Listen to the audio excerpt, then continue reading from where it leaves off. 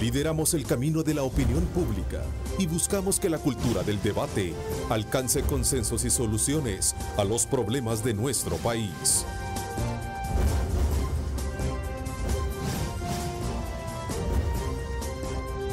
Diálogo con Ernesto López. Hola, ¿qué tal? ¿Cómo están? Qué placer enorme saludarles a ustedes. Bienvenidos a una nueva edición de Diálogo con Ernesto López. En esta semana, como siempre que arrancamos, le invitamos a usted a que coloque el mejor estado de ánimo en sus propósitos para que sus propósitos también puedan cumplirse. Recuerde colocar a Dios en el centro de sus actividades. Hoy me acompañan autoridades de seguridad pública con quienes vamos a conocer de antemano las circunstancias actuales que tiene el país en esta materia. Saludo cordialmente al señor Ministro de Justicia, comisionado Mauricio Ramírez Landaverde. Bienvenido, gracias. Muchas gracias a Ministro. ustedes. Un saludo a todos los que están con nosotros esta mañana. También saludo cordialmente al director de la Policía Nacional Civil, el comisionado Howard Cotto. Bienvenido, director, bienvenido. Buenos días, Ernesto, y buenos días a todos los que nos sintonizan. Bueno, esta mañana vamos a aprovechar conversar con ustedes varios temas que circunscriben desde luego la actividad de la seguridad pública en nuestro país. Por cierto, recién se conoció un informe de logros del gobierno en la cual el presidente de la República, Salvador Sánchez Serén, destaca la reducción sostenida de homicidios y, por supuesto, también control de la inseguridad, lo cual otros actores como la Fiscalía General de la República en algún momento coinciden. Sin embargo, un informe del Ministerio Público que se conoció recientemente resalta otra figura no incluida en este informe gubernamental, que se refiere precisamente al tema de las desapariciones. Vamos a aprovechar a hablar también con ustedes de este tema. Por cierto, este fin de semana la Iglesia Católica, a través del arzobispo, vuelve a decir El Salvador está cerca de ser un estado fallido por cuestiones de inseguridad. El arzobispo de San Salvador reprocha que el problema de la violencia social no ha sido resuelto por los gobiernos en 25 años, no solo en este, y llama a los candidatos presidenciales a presentar propuestas claras en esta materia. Vamos a aprovechar también conocer estos puntos de vista y un poco el plan de seguridad que ya vimos hace unos minutos, que fue lanzado en la centro de la capital, en la Plaza Libertad, el plan de Navidad Seguro. Así es que vamos a aprovechar a hablar también de eso.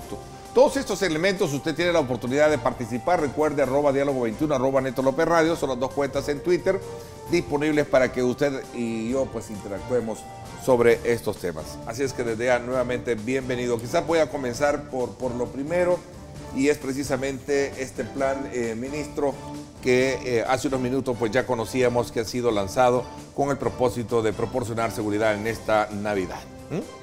Esto fue en la Plaza Libertad.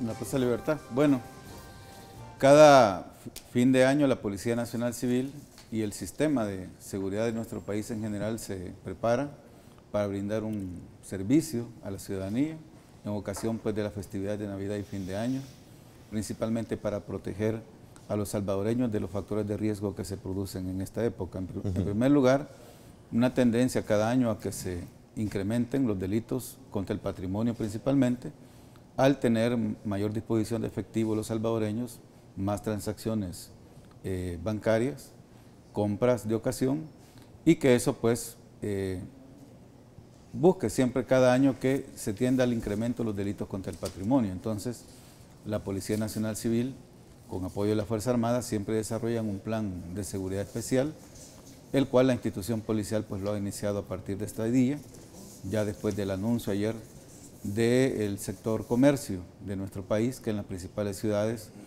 estarán los comercios abiertos para las compras de ocasión hasta altas horas de la noche. Este plan se impulsa cada año.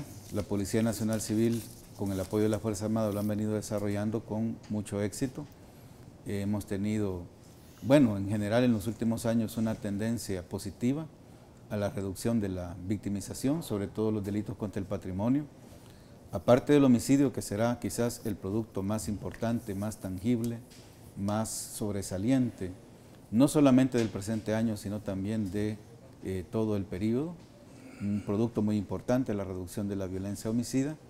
Los delitos contra el patrimonio también van a tener una reducción importante, en particular este año, y esperamos pues que al finalizar el 2018, como cada año hay una tendencia a que los delitos contra el patrimonio puedan incrementarse, pues tomar las medidas pertinentes para que esto no ocurra, que haya una debida protección a todos los salvadoreños que disponen de mayor cantidad de efectivo por pago de salario, aguinaldo, y se incrementan las transacciones financieras, las compras de ocasión, los centros comerciales, las áreas urbanas, las áreas céntricas comerciales de las principales ciudades tienen una gran actividad. Que todo esto pues tenga la debida protección. Y este plan ahí se va a ubicar en las zonas, digamos, en las ciudades principales, ¿no? ¿O solo San Salvador? Bueno, es una actividad que cubre todo el país. Todo el país. Pero por supuesto que hace mayor énfasis en las áreas céntricas de las ciudades más grandes, donde la actividad comercial es fuerte, donde las transacciones financieras también son fuertes, que se puedan cubrir a través de diferentes actividades operativas.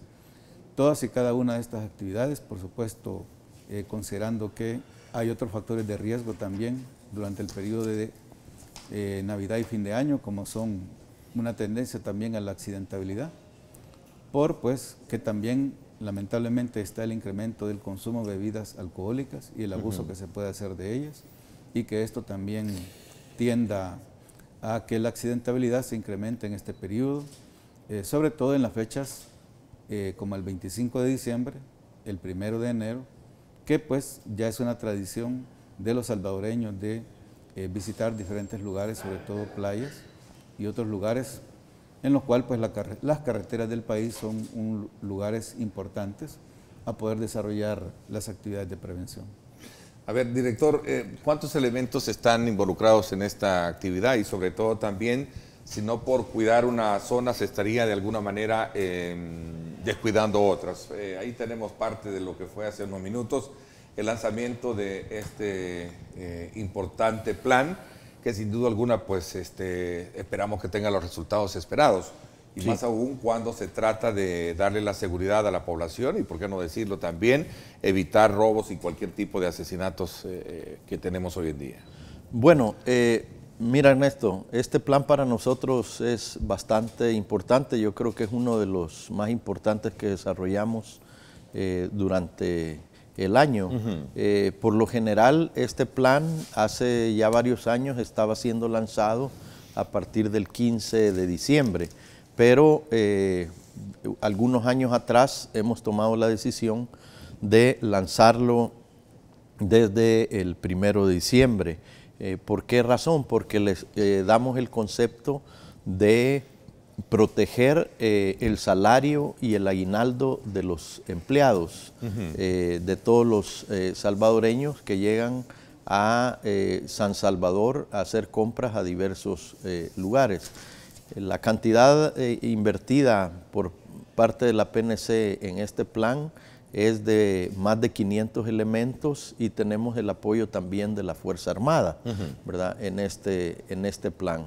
El plan incluye la presencia no solo en el centro histórico, que ya de por sí es muy importante, es uno de los lugares donde más actividad comercial se da, sino también en los centros o los lugares de mayor afluencia con motivo de la Navidad.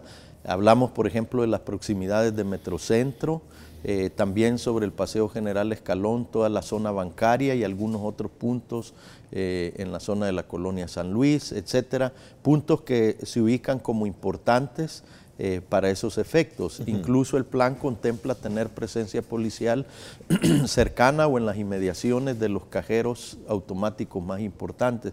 Es decir, el objetivo es no solo que la ciudadanía pueda realizar sus actividades comerciales con normalidad, sino que la gente trabajadora que tiene su salario, que tiene su aguinaldo, que tiene algún tipo de compensación económica en el mes de diciembre, pues no sea asaltada y no pierda la posibilidad de realizar esas compras. Y habrá otro factor, que es el que la población no solo sea víctima de una situación como el atraco o lo que sea, sino que también que perciba que existe un clima de seguridad, ¿no? Exacto, y por eso, y precisamente por eso es que el despliegue, además de ser visible, contempla también otro elemento que creo importante, que es el abordaje de ciertas unidades del transporte público que nosotros, de acuerdo a nuestros registros, tenemos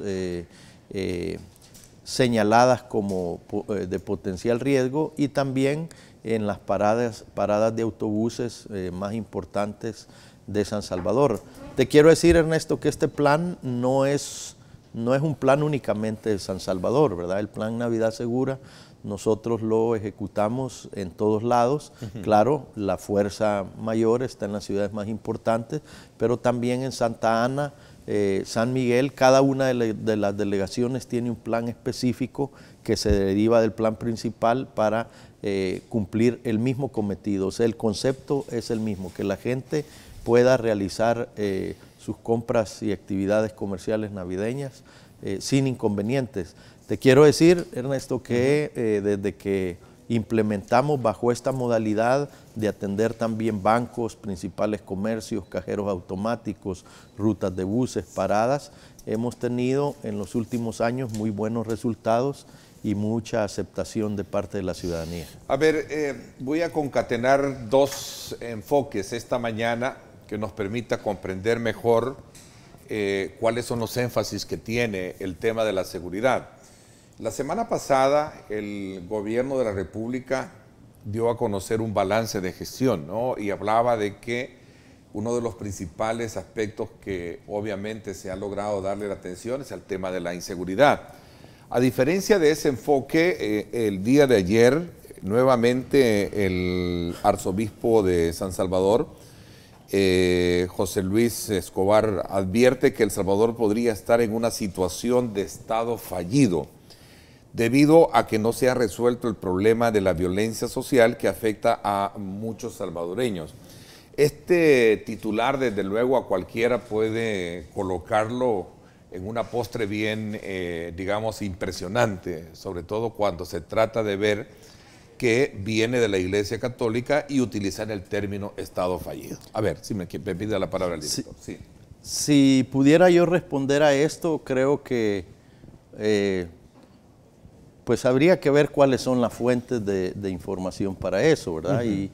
Y uno tiene que atenerse a los parámetros que se utilizan a nivel mundial. Sí. Ahí se ha establecido desde hace muchos años que una de las fuentes principales para medir cuál es el estado o la situación de cada uno de los países catalogados como estados fallidos es la Fundación para la Paz, que tiene un índice precisamente de medición, y yo creo que los parámetros utilizados en ese sentido deben respetarse. En el 2018, de los 178 países, pues El Salvador se ubica, o de acuerdo a la Fundación para la Paz, los estados que más están como en la mira son los primeros 20, ¿no? De estos 178 países. Y resulta que El Salvador se encuentra en el número 96. No veríamos nosotros razones para que el Estado salvadoreño o el país se catalogue dentro de esa condición.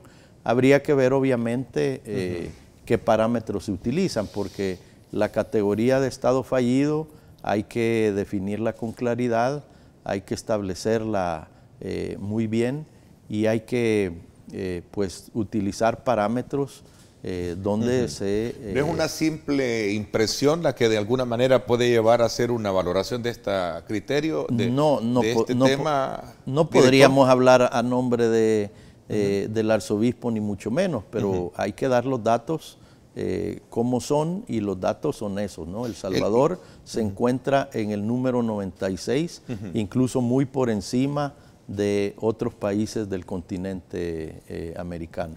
Dice, particularmente el día de ayer, ministro, también entrando un poco en esa consonancia de analizar estas declaraciones, y que han sido muy propicias tenerlos a ustedes acá también para poderlo, digamos, comparar, es que se refiere a que las instituciones no logran garantizar los derechos de la población salvadoreña en esta materia, decía yo. Bueno, El señor presidente la semana pasada dio precisamente ya el informe de logros y uno de los principales y productos más importantes de la presente administración va a ser ese precisamente, que va a haber ya una visión, un plan y una estrategia para ir alcanzando niveles de seguridad de forma progresiva, cada año teniendo logros importantes, pero con una visión de mediano y largo plazo, que es el Plan El Salvador Seguro, porque el Plan El Salvador Seguro supera décadas de políticas públicas en materia de seguridad, de más de 20 años después de los acuerdos de paz, donde ha sido el principal problema para la población.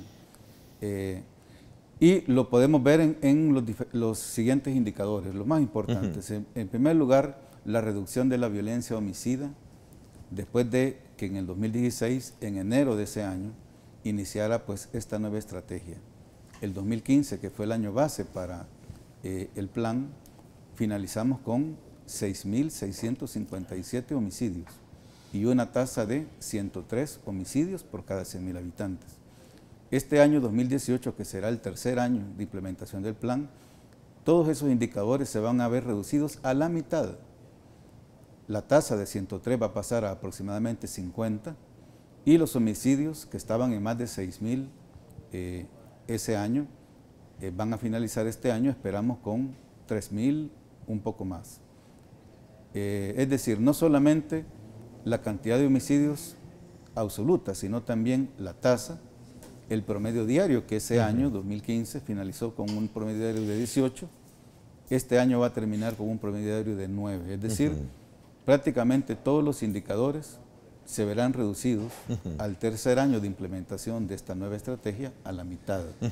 Y en todo este camino ha venido teniendo reducciones progresivas cada año. Es decir, podemos hablar ya de una tendencia, porque no es una situación únicamente del 2018, sino ha habido una tendencia en los últimos 3 años que han sido los de implementación del Plan El Salvador Seguro. A ver, tengo esta lámina con estos datos que viene de la fuente precisamente de ustedes, lo cual en algún momento deja ese muestreo. Sin embargo, decía el arzobispo, y perdón que lo tenga como punto de referencia, la violencia se ha cultivado, se ha favorecido y se ha tolerado desde hace mucho tiempo, de tal forma que ha conseguido niveles muy altos. Esta semana también, este fin de semana, según una información que publican colegas de la prensa gráfica, destaca fin de semana con más de 20 asesinatos en El Salvador. Es decir, sé que este es un tema muy complejo, muy difícil, sin duda alguna ustedes no quisieran tener este tipo de resultados, pero la gran pregunta que seguramente se hace bajo la gravidez con la que se expone es de que algo está por ahí, a lo mejor no dando el funcionamiento que se requiere, director. No, yo no creo que sea así, sinceramente, y creo que una de las virtudes que se ha tenido en los últimos años es que se ha tenido una continuidad en los planes de seguridad, en las estrategias trazadas. Es decir, en ningún momento, si tú lo ves desde el principio de este gobierno, incluso parte del anterior, las líneas estratégicas a seguir en materia de seguridad han sido las mismas, se han mantenido, y nosotros siempre hemos dicho que se trata de mantener una línea estratégica en el sentido de poder tener impactos en el largo plazo, y eso es lo que sucede. Es decir, respondiendo directamente a tu pregunta, Ernesto, no se puede generar estrategias de seguridad pública por lo que sucede en un día o 2 días o en una semana, sino que tienes que verlo desde otro punto de vista, desde más largo plazo, desde un impacto continuado, y eso es lo que ha ido sucediendo. Fíjate tú, factores como una mayor profesionalización de la policía y de los sistemas de patrullaje, un mayor involucramiento de actores sociales en la prevención del delito en muchos lugares, sustentados incluso por el Plan El Salvador Seguro y por el Consejo Nacional de Seguridad Ciudadana y Convivencia. Las medidas tomadas a nivel de centros penales para un mayor control de la situación de los internos y el posible involucramiento desde adentro de los penales o su participación en las actividades criminales que suceden fuera de ellos. Es decir, todos estos conceptos, te pregunto, no es una pregunta, pero yo digo, ¿han variado? No, no han variado. Los hemos procurado mantener en esa forma, en el entendido de que se va a tener o se tiene un impacto. Y los datos ahí están, 103, 80, 60, cerraremos este año con... Ahora, tú lo puedes ver también desde otra óptica si quieres. Puedes decir, sí, pero tener 50 o 55 homicidios por cada 100,000 habitantes en un país es mucho. Bueno, sí, tampoco hemos dicho que el problema está resuelto. Pero si tú no reconoces que del 2015 al 2018 hemos tenido una bajada de la mitad en la tasa de homicidios por cada 100,000 o la cantidad de homicidios por cada 100,000 habitantes, pues sería dejar de ver con claridad que hay una acción. Y además no solo es eso, Ernesto, sino que lo otro es que en estos 3 años se revela una tendencia a la baja que sigue así, ¿no? Ahora tú me puedes decir, sí, pero el 1 y 2 de diciembre hemos tenido 27 homicidios entre los 2 días. Bueno, sí, pero no puedes medir lo que sucede en 3 años por lo que pasa un fin de semana. También podemos ir atrás y ver que semanas atrás o días atrás hemos tenido días con 3, 4, 5 homicidios. Para ir en consonancia con eso, porque sé que es un tema complejo, ¿no? Y eso lo quiero seguir manteniendo bajo esa misma línea de explicación y de cuestionamiento. Sé que es una situación muy compleja. A ver, para nadie también es un secreto saber que se han dado duros golpes, ¿no? al crimen organizado. Así es. ¿Cómo impacta o cómo ha impactado esa desarticulación de estas bandas o de estas estructuras sobre la base de tener ya mejores resultados? Partamos de que no son los mejores, se está haciendo la lucha, se ha avanzado, pero no se tiene lo que verdaderamente... ¿Qué está pasando? ¿Qué es lo que más hay ahí detrás de todo eso entonces? Es que lo que pasa es que ese es el otro punto del que yo quería hablarte, porque ya te menciono 3 y menciono un 4º elemento. Podríamos encontrar otros, pero este que tú mencionas es bien importante, si te fijas. Bueno, mira, si yo te brindo, no los tengo aquí, los puedo buscar en este momento, pero si yo te brindo incluso los datos de detenciones de este año, incluso esos datos tienden a la baja. Fíjate tú qué interesante. Este año tenemos menos detenidos que el año pasado y que el antepasado. Sin embargo, tenemos menos homicidios. ¿Qué te revela eso? Que la acción investigativa que ha desarrollado la Policía Nacional Civil y la Fiscalía General de la República es correcta en el sentido de atacar en primer lugar a la cabeza de las estructuras criminales y en segundo lugar impactar la parte logística y financiera de estas estructuras criminales. ¿Cómo se ha logrado traducir eso ya en el campo? En lo que se traduce, Ernesto, es en el hecho de, bueno, en primer lugar estás mandando un mensaje, porque fíjate tú otra cosa interesante, estamos en uno de los momentos en los cuales el reclutamiento para las pandillas tiene uno de sus niveles más bajos. En primer lugar, públicamente lo que mandas es un mensaje de que, como decimos popularmente, no es ganga pertenecer a una pandilla. Pero en segundo lugar, la pandilla o las estructuras criminales tienen, obviamente, una base logística y material para realizar sus operaciones. No es de la nada ni todo parte únicamente de la voluntad. Además de que están guiadas, y eso no lo olvidemos, que es un parámetro fundamental, por un afán de lucro. Y también entonces golpeas en esas dos partes. Para mí eso es algo importante, sin dejar afuera lo que ha sucedido, que es espectacular este año, las incautaciones de drogas que tenemos que también juegan un papel importante en esto, ¿no? Imagínate, Ernesto, que tuvimos el 2016 la incautación histórica de 10 toneladas aproximadamente de drogas. El 2017 tuvimos 7 toneladas y a esta fecha, escucha, a esta fecha, que no ha terminado el año, en El Salvador se han incautado más de 13 toneladas de cocaína, ¿verdad? Y de droga en general, ¿no? Entonces, Pero estos factores cualquiera impactan. puede decir, esto iba de paso, ¿no? No, Esto sí, no, pero míralo como quieras verlo, pero en realidad manda un mensaje importante de la disponibilidad y de la capacidad que tenemos en atacar el delito.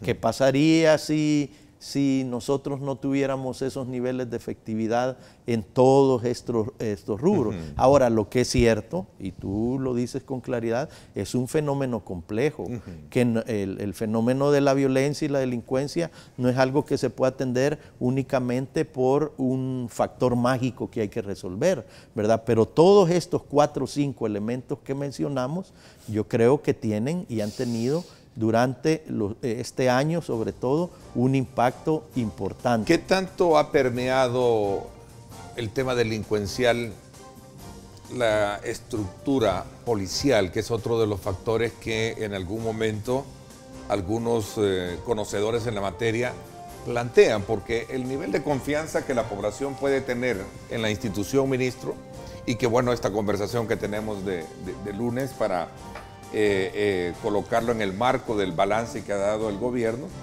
es el hecho de que la población sigue resintiendo un poco ese nivel de confianza que no debería de existir por algunos actos que cometen algunos malos elementos, como lo hay en todo lugar. Sí. ¿Qué tanto se ha hecho para poder de alguna manera eliminar esta situación de confianza? Por ejemplo, el caso Karla Ayala sigue siendo el lado oscuro, sigue siendo un lado oscuro de esta situación, ¿no? Voy a hacer una pausa, me la están pidiendo, y regresamos a hablar sobre este y otros elementos. Hay que resaltar también, este fin de semana se conoció de la muerte de un estudiante de la Academia Nacional de Seguridad Pública, a tan solo 7 días de graduarse como agente policial. Sigue también ese asedio, ¿verdad?, contra agentes policiales y militares. ¿Qué se está haciendo en este contexto de trabajo que ustedes están desde luego desarrollando? Voy a hacer una pausa, son las 7 de la mañana en punto. Gracias por estar con nosotros. Recuerde @Neto López Radio, @Diálogo 21. Son las 2 cuentas en Twitter que están disponibles para que ustedes participen.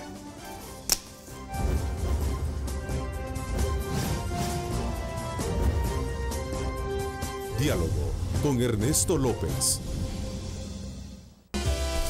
Estás viendo Diálogo con Ernesto López.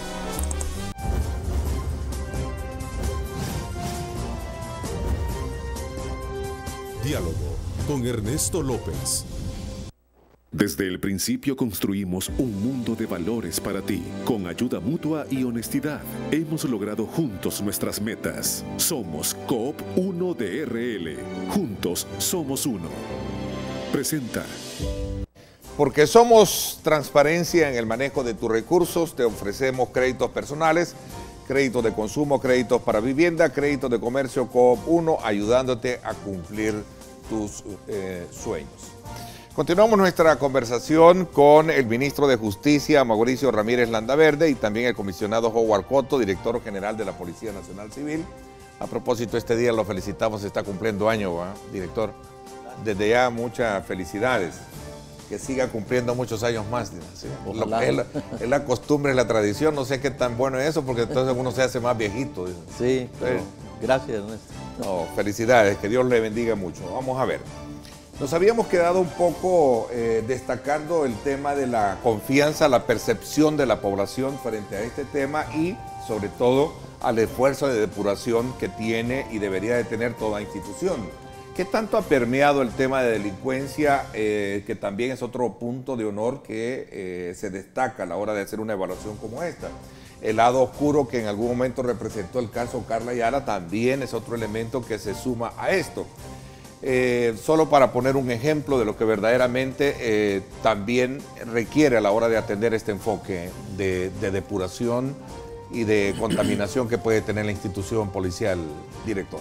Bueno, mira, Ernesto, yo creo que en esto vamos o seguimos, continuamos en el camino correcto por lo siguiente. En primer lugar, mantenemos y confirmamos que la Policía Nacional Civil ha optado desde hace muchos años atrás, pero lo mantenemos hoy con mayor fuerza, el camino de la transparencia en cuanto a hacer del conocimiento público, someter incluso a la opinión pública cuando miembros de la institución han participado en hechos criminales o de corrupción.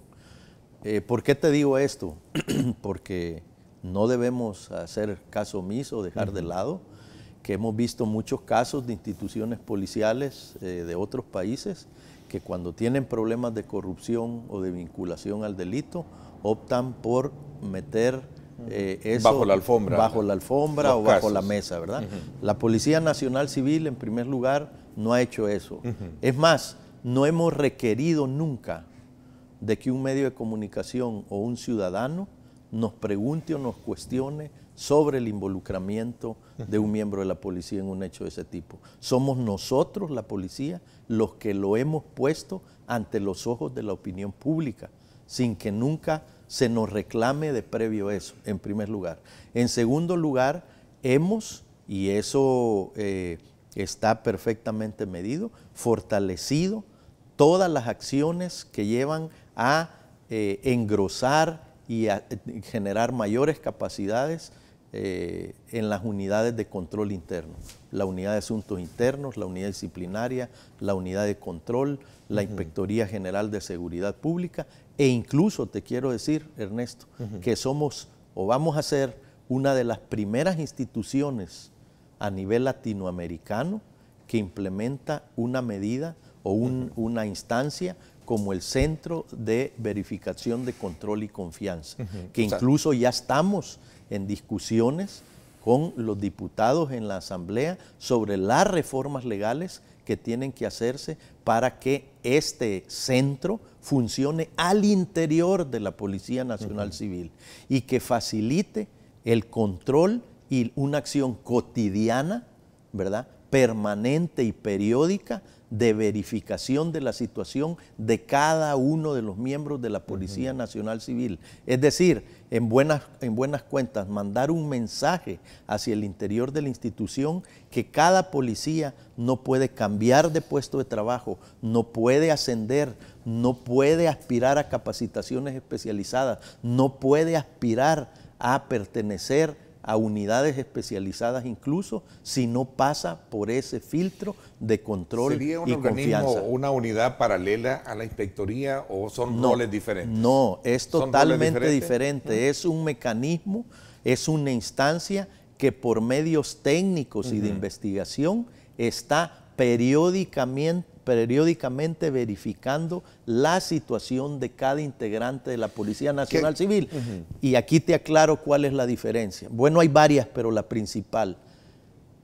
Hay un mecanismo para controlar a Ernesto López como miembro de la Policía Nacional Civil, no porque se tengan sospechas o porque se tengan informes específicos de que él ha participado en un hecho, sino por una acción cotidiana y permanente. Ernesto López quiere ascender de una categoría a otra, tiene que someterse a ese control. Ernesto López quiere pasar de seguridad pública a investigaciones o a tránsito. Será una instancia que va a dar el aval pertinente para hacer eso. Tiene que pasar por ese control. Ya Ernesto López cumplió otros 5 años más de servicio, tiene que pasar por ese control. No riñe en nada con la función de las otras instancias que son instancias investigadoras. Digamos, la acción del trabajo de la cualificando, porque la calidad, ¿no? La acción de la inspectoría, de la unidad disciplinaria, de la unidad de asuntos internos, actúa cuando hay indicios de un hecho concreto. Sabemos que Ernesto López participó de este delito, se investiga. No, el Centro de Verificación de Control y Confianza lo hace de forma ordinaria. no porque se tenga una información o necesariamente una información sobre el cometimiento de un hecho. Estamos en eso, pero no solo es eso lo que se ha hecho. ¿Qué grado de vulnerabilidad en un autoexamen creen ustedes que tienen sobre esa base? Porque es importante esta mañana no solo quedarnos también con ese mal sabor que a lo mejor puede existir, sino también de instar a que debería ser una institución que genere 100% confianza a la población. Lo que pasa es que en eso los parámetros pueden ser muy subjetivos, pero si tú me lo preguntas así a mí hoy, yo te diría que tenemos en general una institución confiable, donde la mayoría de las 28,000 personas que pertenecemos a esta policía somos personas que hacemos un trabajo correcto, profesional y que queremos aportarle a la solución del problema de violencia y la delincuencia. Ministro. ¿Tenemos problemas o personas con problemas de ese tipo? Sí. En un conglomerado de ese tamaño lo tenemos. Pero estamos y seguimos dispuestos a ser los primeros a someter ante la opinión pública cuando alguien está mal. Ministro, no hay Estado fallido, porque voy a regresar un poco a ese término que en algún momento menciona el arzobispo de San Salvador, pero también aclarando que en el sentido amplio, y lo dice de manera muy textual, en el sentido amplio, sí, aunque dice una cosa es Estado fallido en términos rigurosos, que eso no es lo que estamos viviendo. Él mismo como que hay cierto, digamos, como una especie de contradicción a la hora de utilizar el término de Estado fallido. El término de Estado fallido es que ya todo fracasó, que no funcionan las instituciones del Estado. Pero él dice, una cosa es el Estado fallido en términos rigurosos, que eso no es lo que estamos viviendo, dice, pero en el sentido amplio sí, porque el Estado le habría fallado a la gente humilde, al pobre, al del campo para darle la seguridad. No, estoy en total desacuerdo. Veámonos, El Salvador es el país más estable de la región. Veamos cómo ha estado la región centroamericana, el Triángulo Norte en particular, y los demás países del continente. El Salvador ha tenido estabilidad durante todos estos años. Y hay un total y pleno ejercicio de las libertades democráticas en nuestro país. De forma que yo no puedo estar más en desacuerdo con eso. El señor presidente ya dio a conocer los logros más importantes en cuanto al crecimiento económico, el crecimiento de los indicadores económicos más importantes y en lo que nos ocupa a nosotros, el tema de seguridad, como hemos dicho, habrán productos importantísimos. El primero de ellos es que tenemos ya una visión, una estrategia de cómo podemos ir progresivamente cada año obteniendo resultados positivos que nos lleven en el mediano y largo plazo a niveles de seguridad y tranquilidad a los que todos aspiramos. Ya tenemos un camino, como hemos dicho, después de más de 20 años de políticas públicas en los que no habíamos encontrado una solución al problema. Todavía tenemos indicadores altos, todavía hay gente en nuestro país que tiene serias dificultades, pero cada vez más salvadoreños, más comunidades, más municipios van saliendo de esa condición. Y eso lo podemos decir en general a partir de los resultados más importantes siguientes. En primer lugar, como hemos dicho ya, el hecho que haya una estrategia que compartimos todos los sectores de la sociedad, todos los actores importantes en el tema de seguridad, que nos ha llevado en los últimos años a tener resultados positivos a tal grado que podemos hablar ya de una tendencia positiva que se ha mantenido y que se va profundizando cada año. En segundo lugar, la prevención. Ya tenemos un modelo de cómo intervenir en el territorio, contamos con programas especializados a cargo de las diferentes instituciones del Estado, en el área de salud, en el área de educación, en el área de empleo, de apoyo a proyectos emprendedores. Tenemos también un modelo de prevención situacional muy importante, de intervención de espacios públicos, la forma de dinamizarlos y hacer de ellos lugares no solamente de calidad, sino también seguros, de acuerdo pues a las opiniones y a lo que se vive ahí en esos espacios todos los días. Tenemos otro resultado importantísimo que será un cambio que yo podría llamar una revolución. Ese es el término que voy a emplear. Una revolución en el sistema penitenciario salvadoreño, porque hemos pasado en un poco más de 2 años de un sistema que era el CCC, es decir, el Comando, Control y Comunicaciones del Crimen, y que la misma Sala de lo Constitucional de la Corte Suprema de Justicia había declarado en situación de inconstitucionalidad por las condiciones inhumanas y la falta de programas de rehabilitación que había en el mismo. Pero lo más importante es que el sistema penitenciario salvadoreño era un verdadero factor de riesgo para la seguridad de todo el país. Y lo que se ha tenido hasta hoy es una revolución realmente, lo que se está haciendo en ese ámbito del trabajo de seguridad. No solamente porque se ha retomado el control y seguridad del sistema penitenciario, y hoy la institucionalidad se ha impuesto y hay un sometimiento de verdad de la población privada de libertad a las normas que deben regular cualquier sistema penitenciario. Ya no es más las cárceles del país un factor de riesgo para la seguridad del país. Pero no solamente eso, sino que hemos dado pasos importantes para superar lo que la Sala de lo Constitucional en el 2015 declaró.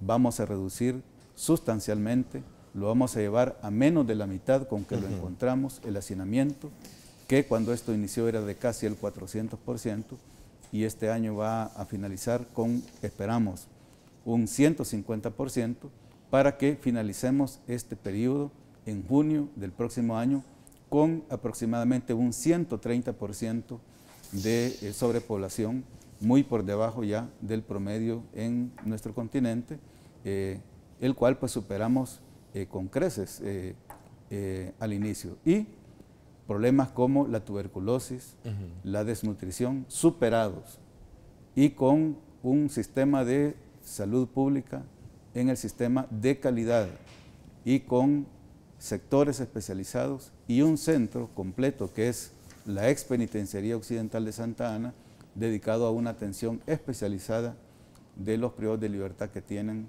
enfermedades más graves, los que tienen las enfermedades más graves del sistema. Es decir, no solamente un sistema ya seguro, sino que también humano en cuanto a los diferentes indicadores de espacio ocupado, de salud, de alimentación, de servicios básicos, pero sobre todo donde se está haciendo una realidad la rehabilitación, el cambio en la vida de los privados de libertad va a impactar en un cambio en la seguridad del país, porque estaremos rompiendo ese círculo vicioso que ha prevalecido, que una persona privada de libertad al salir vuelve a cometer un delito, regresa al sistema y es un círculo vicioso que lleva años El Salvador de no poderlo superar. Y el tema que tiene que ver particularmente con el nivel de delincuencia que sale de las cárceles, se ha logrado controlar y bajo qué, digamos, primicia de estadísticas, porque el tema de la extorsión, el tema de las llamadas, es otro ángulo del tema de seguridad que sigue siendo también muy discutible. Voy a hablar de esto cuando regresemos, si quiere. También aprovecho invitarles a ustedes a que hagamos una evaluación también de otros temas que tienen que ver con la actual campaña electoral y sobre todo el discurso que están haciendo los candidatos presidenciales. En su mayoría coinciden en que van a hacer todo lo que está al alcance de ellos para recuperar los territorios que en algún momento están siendo asediados precisamente por la delincuencia. Aprovecho también invitarlos a ustedes a que sintonicen hoy a las 6 de la tarde en directo con Ernesto López Radio.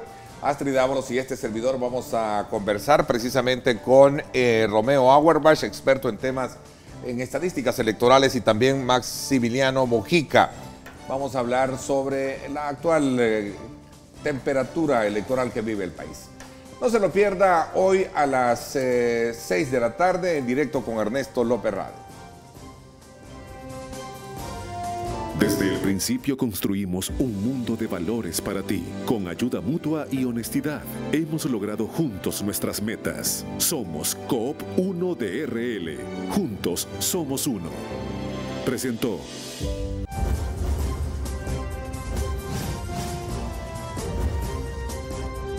Diálogo con Ernesto López. Estás viendo Diálogo con Ernesto López.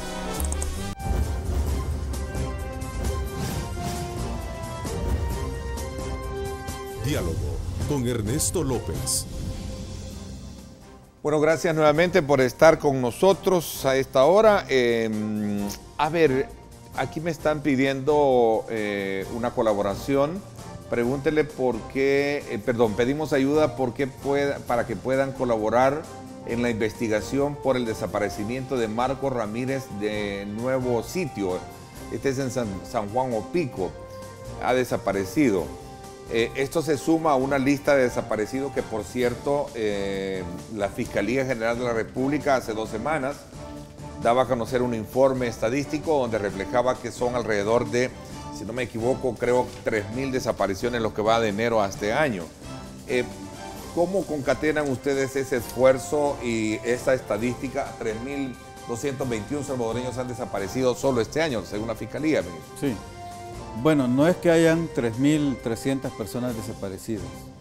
Hay 3.300 avisos de familiares que han expuesto en un momento dado el desaparecimiento de un miembro de su familia.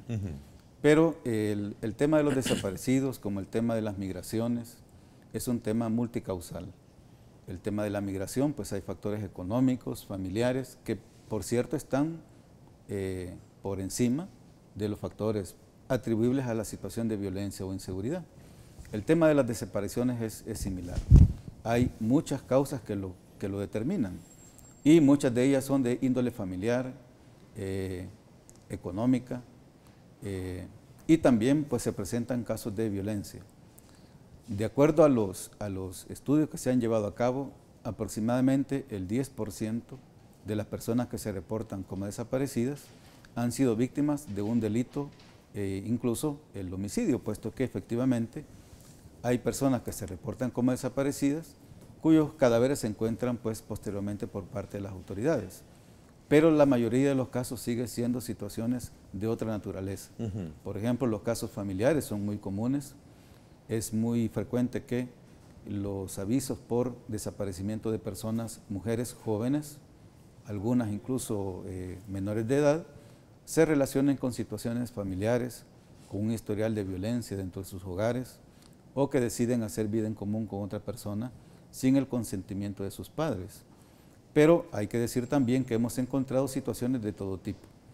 Por ejemplo, hemos encontrado adultos mayores en instituciones de servicio, en la Cruz Roja, en la Cruz Verde, que no recuerdan dónde viven, no recuerdan datos de sus familiares. Y eso suma a esta percepción. Todo eso suma. Y el tema de los secuestros, porque el dato de la Fiscalía, ministro, dice que cada 2 horas y 40 minutos desaparece un salvadoreño. En el 90% de los casos nunca los encuentran. No.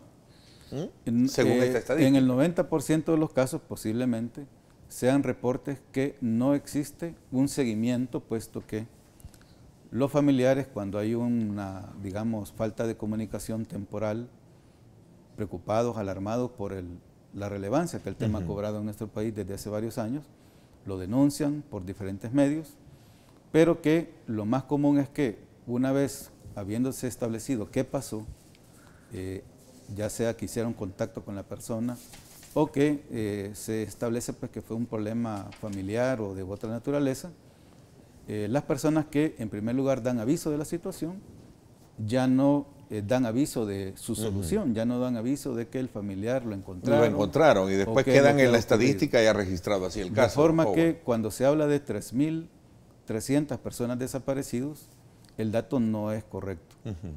Son 3.300 avisos que han interpuesto familiares por ausencias, en muchos casos temporales, pero que en la mayoría de los casos lo que ha ocurrido es una situación diferente. O sea, recomiendan depurar entonces esa cifra para tener claro de que... la Policía Nacional Civil le da seguimiento, procura hacer las averiguaciones respectivas. Pero a esa conclusión llegan. En la mayoría de los casos, las familias que en primera instancia dan aviso, después cuando descubren que fue una situación diferente y que la pérdida de la comunicación se debió a otros motivos, ya no reportan tal situación, ya no van a la policía a actualizarlo. No hay una depuración de esos casos. Es una situación pendiente que hay que trabajarla, pero no es correcto decir que por 3.300 avisos de desaparecimiento de personas hayan 3.300 víctimas. Y Los datos nos aportan que de las personas desaparecidas, aproximadamente un 10% han sido víctimas de otro delito, incluyendo, por cierto, el homicidio, porque es correcto que de algunas personas que se reportan desaparecidas, los cadáveres se encuentran posteriormente, pero es un porcentaje mínimo de ello. La mayoría de los casos, la inmensa mayoría de los casos son situaciones de todo tipo, familiares, ausencias temporales por diferentes motivos, o una pérdida de comunicación que existe entre las personas y sus familias, y estas, preocupadas, alarmadas, pues dan aviso a las autoridades. Sin embargo, no es correcto decir que por esa cantidad de personas desaparecidas la cantidad de víctimas puede ser en esa dimensión, sino que sí es ciertamente, hay personas que resulta que han sido víctimas de otro delito, pero es un porcentaje mínimo. Reitero, el problema de los desaparecimientos, o los avisos más bien por esa razón, es un problema multicausal. Las causas familiares siguen siendo, para ese tema, la principal causa por la cual se da aviso por parte de familiares o conocidos o compañeros de trabajo, de estudios de las personas que han tenido una Tengo ausencia. acá antes de cederle la palabra también, director, me dice acá Enma de Los Ángeles Fernández Cerritos, dice: me gustaría que dijera que la policía se pasa en sus acciones. El viernes fuimos a una fiesta, este viernes, y la policía llegó a pegarle a los jóvenes. Y estábamos en un restaurante en el lago de Coatepeque. ¿Conoce usted ese caso en particular? No, no conozco ese caso, Ernesto. Antes de hablar del asunto de los desaparecidos, te quería decir que nosotros realizamos múltiples acciones en el sentido de evitar el fenómeno del abuso de autoridad. De hecho, desarrollamos una serie de acciones, incluyendo una campaña, que creo que tú la has visto, de que denuncia, se llama ¿no? Todo tiene un límite. Un límite, ¿no? Y donde la población debe tener clara que hay que puede empoderar a acudir la población en cuanto a denunciar este tipo de hechos. No es lo único que hacemos en ese sentido. Claro. Y la cooperación internacional nos apoya mucho en eso, sobre todo organismos de Naciones Unidas, y yo creo que vamos en esa dirección por buen camino. ¿En el caso San Blas se hizo justicia o deja esto un sabor a impunidad, como en algún momento se lo quieren, se está manejando en algunos, digamos, medios electrónicos? No, yo no lo veo así, Ernesto, pero independientemente de ello, si tú te fijas, la línea y que mantendremos de la institución es siempre respetar los fallos de la autoridad correspondiente, en este caso de la autoridad judicial. Si el caso fue llevado a la justicia, ¿verdad? Ellos fueron absueltos y luego en otra instancia también lo fueron, pues nosotros, sobre todo la institución, debemos de respaldar ese fallo y respaldar a nuestros compañeros, a los miembros de la institución, porque igual actitud tenemos cuando un miembro de la Policía Nacional Civil es resulta condenado, culpable, ¿no? resulta O es culpable, condenado. somos muy respetuosos de esa resolución, ¿no? Entonces, en ese sentido, perfecto. Ahora, mira, con respecto a lo de los desaparecidos, yo te quiero mencionar solo dos cosas. En primer lugar, que hay que entender el análisis y acción que realice el Estado para atacar un problema específico, y más que todo cuando se trata de un problema de seguridad, es conocer el fenómeno. Y hay que aceptar que en este país, para conocer el fenómeno de los desaparecimientos, no solo una institución puede manejar todo el tema. Es un fenómeno que atañe a varias instituciones. Entonces, por medio de la cooperación internacional, nosotros desarrollamos ahorita un proyecto muy interesante para asegurarnos de que todas las instituciones involucradas en este fenómeno tengan una participación, un análisis y una acción en cuanto al fenómeno. Estamos hablando de la Policía Nacional Civil, de la Fiscalía General de la República, del Instituto de Medicina Legal, que nosotros creemos que va a dar un resultado muy positivo el año 2019. Ahora, sobre el fenómeno, creo que a este momento en el país no hay ninguna institución, y cuando digo ninguna es ninguna institución que esté en la capacidad de dar cifras reales sobre el fenómeno de los desaparecidos. Te pongo ahorita, podría enumerar más, pero por el tiempo, dos variables. ¿Qué sucede, Ernesto, cuando la Policía Nacional Civil realice el hallazgo de una osamenta de un cuerpo humano, ¿verdad? Es decir, eso queda establecido en la novedad del día como un homicidio. Sin embargo, es muy probable que esa persona también haya sido reportada como desaparecida y por los recursos técnicos del Estado, en este caso de la Policía Nacional Civil, de no contar con pruebas de ADN, no se puede demostrar que esa osamenta encontrada corresponde a un desaparecido. Y ahí hay un doble registro. Otra razón de doble registro, muchas de las personas desaparecidas, ¿verdad?, resultan después deportadas de los Estados Unidos, ¿verdad? Ahí hay otro doble registro. Es decir, la tendencia normal de la gente es a reportar el desaparecimiento, pero no el aparecimiento. El aparecimiento tiene que ser buscado por la Policía Nacional Civil o por la institucionalidad del Estado. Entonces el fenómeno tiene esa complejidad. Cierro diciendo, ninguna institución del Estado tiene cifras apegadas a la realidad de los desaparecimientos en el país. Me voy a una pausa. Cuando regresemos, ¿por qué no, pregunta Julio Rodríguez, pregúntenle qué pasó con el dinero del régimen alimenticio de los policías, que está pendiente de entregarse? Hablamos de eso también. Dice el pago del régimen de los miembros de la PNC, sabiendo que mucho la necesidad que se vive a escala básica va retrasado, también sostiene otro. Lo otro es qué pasó con el régimen, no sé cómo es que le llaman, aquí está.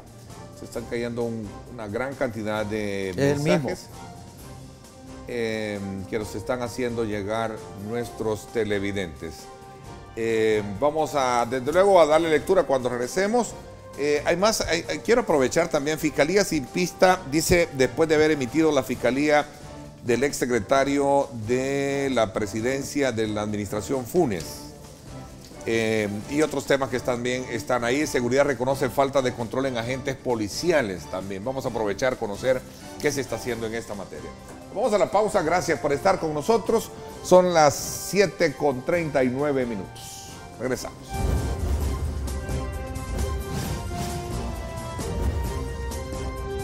Diálogo con Ernesto López. Estás viendo Diálogo con Ernesto López. Sí, o sea, no. Diálogo con Ernesto López. Bueno, gracias nuevamente por estar con nosotros. Había anunciado una concentración de policías en la zona de Las Delicias para cerrar la carretera, pero a última instancia esta no se llevó a cabo. Habían efectivos policiales custodiando el sector y esto es en demanda del bono alimenticio, me preguntan por acá. Sí, efectivamente había circulado en redes sociales, hasta donde entendemos eso ya no se realizó. Sobre este tema, es un tema bastante complicado, Ernesto, porque tiene que ver con la disponibilidad financiera, ¿verdad? Para el cierre del año, bueno, hay que aclarar que el fondo que se utiliza para el pago del régimen, como lo llamamos, o la alimentación, es un fondo que normalmente sale del presupuesto ordinario y obviamente de la disponibilidad que tiene el Ministerio de Hacienda para depositarnos y poder pagarlo. Eso hay que entenderlo. Una cosa es el régimen de disponibilidad y otra cosa es el bono trimestral que se paga. Hay que hacer esa distinción. Entonces, lo que se está debiendo ahorita es el régimen de disponibilidad, ¿verdad? Correspondiente al mes de noviembre. ¿Qué pasa? Que al cierre del año, los fondos institucionales por presupuesto ordinario no alcanzaban para pagar el régimen y entonces por eso se requirió o se demandó que de la contribución especial para la seguridad ciudadana se cubriera la parte financiera que hacía falta o hace falta para cerrar el año. Eso fue lo que el Consejo de Ministros, y ya lo podrá explicar mejor el ministro, pues aprobó la semana pasada. Eso tiene que ir necesariamente a la Asamblea Legislativa y entendemos que este miércoles se va efectivo. a hacer Paul el pago. Entonces pregunta, ministro, ¿cómo justifica que en 10 años de ejecución, la ejecución de presupuesto de capital e inversión en seguridad es menor al 48% de lo presupuestado según Hacienda? ¿Cuánto ha afectado la inseguridad ese mal desempeño, ministro? Bueno, ha habido una inversión muy fuerte en los últimos años principalmente de lo que corresponde a los proyectos de inversión que se asignan al ministerio. Nosotros tenemos en el proyecto de presupuesto el próximo año un presupuesto de 426 millones de dólares y que tanto en la Policía Nacional Civil, en la Dirección General de Centros Penales, la Dirección General de Migración y Extranjería, que son las instituciones más grandes que tiene el área de justicia y seguridad, pero así también en el resto, en aproximadamente un 80% es para el pago de salarios, un porcentaje importante para funcionamiento de nuestras instituciones. Nuestras instituciones tienen una gran operatividad, entonces es entendible que la parte de funcionamiento de todos aquellos insumos básicos, elementales, pues es una carga fuerte para el presupuesto cada año. Es decir, eso es el porcentaje mayoritario. Por ejemplo, el próximo año para proyectos de inversión tenemos asignados 51 millones de dólares aproximadamente. Este año hemos tenido una cantidad parecida y va a ser ejecutado en un porcentaje pues importante.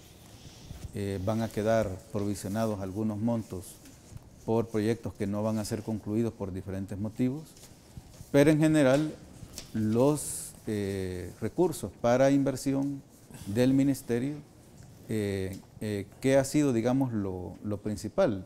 Bueno, grandes proyectos constructivos, sobre todo de centros penitenciarios, también de delegaciones de la Policía Nacional Civil, proyectos de tecnología, de lo cual pues tenemos y vamos a dejar legados importantísimos en esa área. Es decir, del presupuesto hay una inversión fuerte, digamos, decir, que en general, porque ya viéndolo como periodo, por así decirlo, a junio del 2019, en esta parte de inversión, que es, digamos, los legados que yo consideraría más importantes. Primero, toda la parte de infraestructura penitenciaria, que va a quedar prácticamente renovada.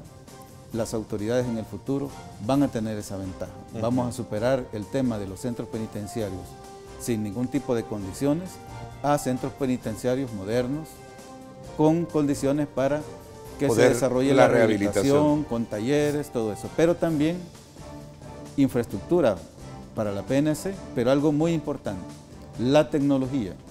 Cuando iniciamos esto no teníamos nada y hay que decirlo, vamos a dejar un nuevo sistema 911, sistema de videovigilancia, un sistema de vigilancia electrónica, una infraestructura de telecomunicaciones con una red de fibra óptica propia del Ministerio de Justicia y Seguridad, y todo eso son, ahí están los recursos de los interesante. Se prepara una propuesta de ley para regular la organización y funcionamiento de los cuerpos de agentes municipales. Hago la aclaración, dije agentes policiales, es municipales, ¿no?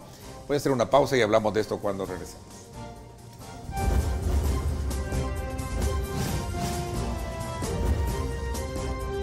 Diálogo con Ernesto López. El futuro es imaginar, es pensar en grande. Prepárate hoy, estudia en la UFG y amplía tus oportunidades. UFG, tecnología, innovación y calidad. Bueno, gracias nuevamente. Vamos a los últimos minutos que nos quedan. Director, ¿habría como una condena de volver a repetirse ese cuadro lamentable que se vivió en el caso de Santa Tecla con la protesta de vendedores y al enfrentarse a agentes del CAN si no existiese un marco regulatorio o una propuesta para regular la organización y funcionamiento de los cuerpos de agentes municipales? Yo creo que entre más esto mejor. Ahora, lo que no se puede decir es que no hay regulación al respecto. Tú debes recordar que las instituciones del Estado no pueden hacer más de lo que la ley les autoriza. Es decir, opera un principio diferente al de un ciudadano como común y corriente, ¿no? Es decir, las instituciones del Estado, en este caso los cuerpos de agentes metropolitanos, tienen claramente definidas cuáles son sus funciones. Y por ejemplo, el control de multitudes no es su función y no lo van a lograr hacer bien porque no tienen la capacidad para hacerlo, si te refieres a eso por lo del caso de Santa Tecla. Lo hemos dicho y lo reiteramos, los cuerpos de agentes metropolitanos no tienen por qué meterse a realizar acciones que tienen que ver con la seguridad pública o el control de multitudes. Para eso nosotros tenemos una unidad especializada que tiene parámetros de actuación, tiene mecanismos de ir atendiendo o escalando las acciones de fuerza que ya están reguladas y además nos competen. Entonces, en ese sentido, cada vez que un cuerpo de agentes metropolitanos intente realizar funciones diferentes a las que son el cuidado del patrimonio municipal, pueden enfrentarse con problemas, no solo con problemas legales, sino con problemas como estos, ¿no? Sí, ¿verdad? Se sale del control. Porque yo te pregunto, Ernesto, nosotros para esos efectos tenemos equipos de instructores y personal debidamente capacitado y autorizado para ello. En el cuerpo de agentes metropolitanos, cualquiera que fuere, no estoy hablando de uno en particular, yo pregunto, ¿quién los capacita? ¿Con qué capacidad técnica cuentan? ¿Quién les da adiestramiento para ese tipo de funciones? Y te lo respondo fácilmente, no la tienen. Ok. Voy a correr en el tiempo. También una noticia que se publicó hoy en el periódico El Diario de Hoy. Sigue sin la captura de los 18 implicados en el caso de la operación saqueo público. ¿Qué información se tiene al respecto? Bueno, solo aclarar en cuanto al tema anterior que estamos ya trabajando con la Junta Directiva de Comures, la Corporación de Municipalidades. El marco regulatorio. Para establecer un marco regulatorio, digamos, de consenso. Ya el Ministerio ha desarrollado uno. Y pues ahora vamos a entrar a trabajar conjuntamente con ellos para que le demos a los CAM un carácter profesional como debe tener, que sea un cuerpo con disciplina, con doctrina, uniforme. Y en eso estamos trabajando, esperamos que podamos mejorarlo. Y nosotros con ellos hemos capacitado ya a más de 1000 miembros de los CAM del área metropolitana de San Salvador. Y eso pues ha redundado en la mejora de los planes de seguridad. Y sobre el otro tema, hay que decir pues que las autoridades nacionales siguen en la búsqueda de todos los imputados de este y otros casos. En este caso en particular, pues que el imputado ya desde mucho antes que le fuera emitida la orden de detención, ya no se encontraba en el país. De forma que se ha tenido que recurrir a las instancias de cooperación policial internacional. Ya tiene esta persona pues la respectiva difusión roja para contar con el apoyo y la colaboración de todas las instituciones policiales del mundo para pues que se proceda a su búsqueda y en un momento dado que se ponga a orden de las autoridades nacionales. Ok, el tiempo se me fue, quiero agradecerles a ambos el que nos hayan permitido esta mañana de día lunes hacer una evaluación del trabajo y el esfuerzo que se está haciendo en materia de seguridad pública. Ministro, gracias por haberme acompañado. Gracias a ustedes. Buenos días. Gracias también, director, y felicidades nuevamente en este día de su cumpleaños. Muchas gracias, Ernesto. Buen día. Gracias. Por mi parte, esto es todo por hoy. Los espero en radio hoy a las 6 de la tarde. Va a estar muy interesante ese debate con nuestros invitados. No se lo pierdan. Gracias, pásenla bien y como siempre recuerden lo más importante, amar a Dios sobre todas las cosas. Lideramos el camino de la opinión pública y buscamos que la cultura del debate alcance consensos y soluciones a los problemas de nuestro país.